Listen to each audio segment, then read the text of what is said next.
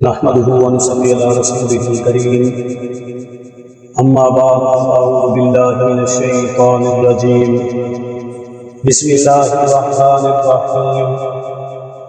قال الله تبارك وتعالى في كلامه المجيد والفرقان الحميد ليس البر أن تولوا وجوهكم قبل المشرق والمغرب ولكن البر من آمن بالله واليوم الآخر والملائکۃ والکتاب والنبیین صدق اللہ العلی العظیم۔ میرے واجب و احترام خواتین حضرات، جب اللہ رب العالمین کی طرف سے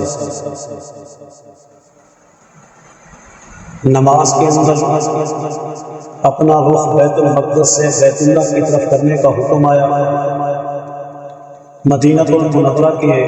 ہر بازار ہر گلی اور کوچے محلے کے اندر یہ بات زیر گردش ہوئی،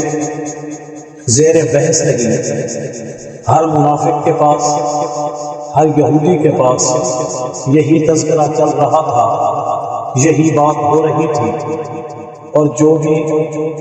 ایمان والا مدینے سے باہر مدینے کے اندر آتا، شہر سے باہر شہر میں داخل ہوتا، یعنی ہر آنے اور جانے والے آدمی سے وہ یہی بات کرتے، دیکھو کہ محمد نے یہ بات کہنا شروع کر دی، کیا یہ کوئی دین ہو سکتا ہے جس کے لیے کبھی منہ ادھر کر لو کبھی ادھر کر لو، یعنی کوئی مستقل مزاجی نہیں، کوئی حکم نہیں، ہمیں یہ سمجھ نہیں آتی یہ کیسا دین ہے، یہ کیسا مذہب ہے، یہ کیسا اللہ کا حکم ہے جو ہر آئے دن تبدیل ہوتا رہتا ہے۔ اللہ رب العالمین نے اس بحث کو سمیٹنے کے لیے، اسے ختم کرنے کے لیے ارشاد فرمایا، لیس البر، نیکی صرف یہ نہیں، ان تولوا وجوہکم، اس چیز کا نام نہیں کہ تم اپنے چہروں کو پھیر لو مشرق کی طرف والمغربی، اور مغرب کی طرف، یعنی اس سے مراد یہ ہے کہ نیکی فقط منہ مشرق اور مغرب کی طرف کرنے کا نام نہیں، نیکی صرف اسی کے اندر ہی بند نہیں، بلکہ اس کے علاوہ بھی دین کے بہت سارے احکام ہیں، بہت سارے شریعت کے اور بھی حکم ہیں، اسلام کی تعلیمات اور بھی ہیں۔ ہاں، ان تعلیمات میں سے ایک حکم یہ ہے، ان مسائل میں سے ایک مسئلہ یہ ہے، ان چیزوں میں سے ایک چیز یہ ہے، ان اللہ کے فرمانوں میں سے ایک فرمان یہ ہے، اسلام کے جتنے بھی احکام ہیں ان میں سے ایک حکم یہ ہے، مکمل اسلام، مکمل دین، مکمل تعلیمات، مکمل مسائل فقط منہ ادھر سے ادھر کر لینے کے اندر نہیں چھپے ہوئے، بلکہ اس کے علاوہ بھی بہت بڑا دین ہے۔ فرمایا ولکن البر، ہاں بے شک نیکی اس چیز کا نام ہے، من آمن باللہ، کہ جو بندہ اللہ پر ایمان لے آئے۔ اب اللہ کی ذات پر ایمان لانا کس انداز میں ہوگا؟ اللہ تعالیٰ کے جتنے بھی نام ہیں ان پر ایمان لانا، اللہ تعالیٰ کی جتنی بھی صفات ہیں ان پر ایمان لانا، اللہ تعالیٰ کے جتنے بھی کمالات ہیں ان پر ایمان لے کے آنا۔ مثلا اللہ کے ہزاروں نام ہیں، ان ہزاروں ناموں پر ایمان رکھنا یہ بھی اس کا حصہ ہے۔ اللہ تعالیٰ کی ہزاروں کمالات ہیں، ان کمالات پر یقین رکھنا یہ بھی ایمان کا حصہ ہے۔ اللہ تعالیٰ کی لاکھوں صفات ہیں، ان صفات پر یقین کامل رکھنا، اللہ تعالیٰ سے ان صفات کے مطابق چاہت رکھنا یہ بھی ایمان کا ایک حصہ ہے۔ اسی طرح فرمایا والیوم الآخر،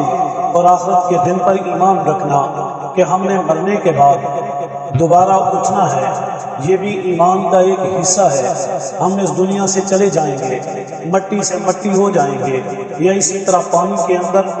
حل ہو جائیں گے، یعنی ذرات پانی بن جائیں گے، یا اسی طرح اگر جلا دیا جائے تو وہ راکھ بن جائے۔ ان سب چیزوں کے باوجود اللہ تعالیٰ جب حکم کریں گے، جب اعلان حکم ربی ہوگا تو یہ سب کھڑے ہو جائیں گے آخرت کے لیے۔ یہ پوری کائنات ایسے اٹھے گی، یک رخت یک جم، یہ سارے کھڑے ہو کر اللہ تعالیٰ کی وحدانیت کا، اللہ تعالیٰ کی ربوبیت کا، اللہ تعالیٰ کی قدرت کا یہ اعلان کریں گے، واقعی اللہ کی ذات ان اللہ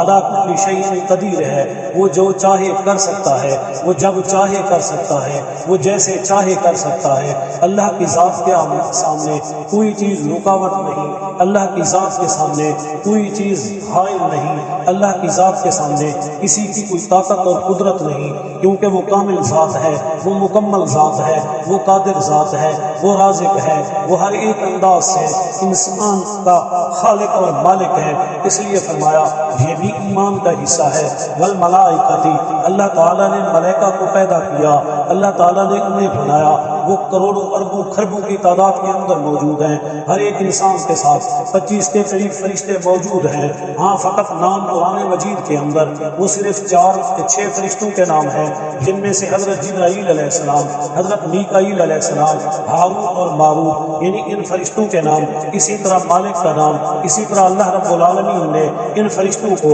جنہیں قرآن کے اندر بیان کیا یہ فقط مختصراً ہے، اس کے علاوہ بے شمار فرشتے ہیں، فرشتوں کی تعداد اربوں خربوں کے اندر ہے، اور اللہ نے ہر انسان کے ساتھ انہیں مختص کر دیا ہے۔ اس لیے ہمیں یقین رکھنا ہے، ایمان رکھنا ہے کہ اللہ نے جن فرشتوں کو نازل کیا، جتنے فرشتوں کو نازل کیا، جہاں بھی نازل کیا، ہم ان سب پر ایمان رکھتے ہیں، یقین رکھتے ہیں۔ اسی طرح فرمایا والکتاب، اللہ تعالیٰ کی کتابوں پر ایمان لانا یہ بھی ایمان کا ایک حصہ ہے۔ کتابیں بے شمار آئی، تورات، زبور، انجیل آئی، صحائف آئے، قرآن مجید آیا، یعنی یہ ساری کتابیں جن پر ایمان رکھنا یہ بھی نیکی کا ایک حصہ ہے۔ ایک مکمل نیکی نہیں بلکہ ان نیکیوں کے اندر بھی ایک نیکی ہے کہ ان کتابوں پر یقین رکھے، جتنے صحائف آئے ان پر یقین رکھا جائے، انہیں مانا جائے۔ اسی طرح فرمایا والنبیین، اور نبیوں پر ایمان رکھنا یہ بھی ایمان کا ایک حصہ ہے۔ نبیوں پر ایمان کہ جتنے بھی اللہ تعالیٰ نے پیغمبر بھیجے وہ سب برحق ہیں۔ قرآن مجید فرقان حمید کے اندر فقط 25 پیغمبروں کے نام موجود ہیں۔ اسی طرح اگر یہ قرآن مجید کے اندر موجود ہوتے ہم ان پر ایمان لاتے۔ 25 کے نام موجود ہیں۔ اسی طرح احادیث کے اندر ایک حدیث ملتی ہے کہ 1,24,000 پیغمبر آئے، دوسری حدیث ملتی ہے 2,24,000 پیغمبر تشریف لائے، لیکن یہ دونوں حدیثیں ضعیف ہیں۔ لیکن ضعیف ہونے کے باوجود ہم اسی طرح کہیں گے کہ کم و بیش 1,24,000 یعنی ٹوٹل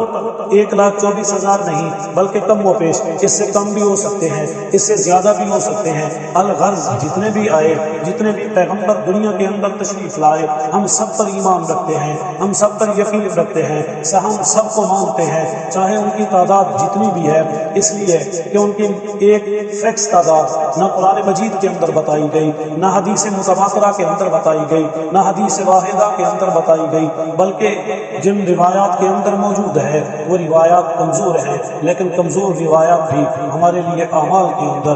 قابل استعمال ہے، اور استعمال اس انداز سے کہ ہم جب بھی نام لیں گے تو ان کے ساتھ کم و بیش کا ساتھ ضرور بولیں گے۔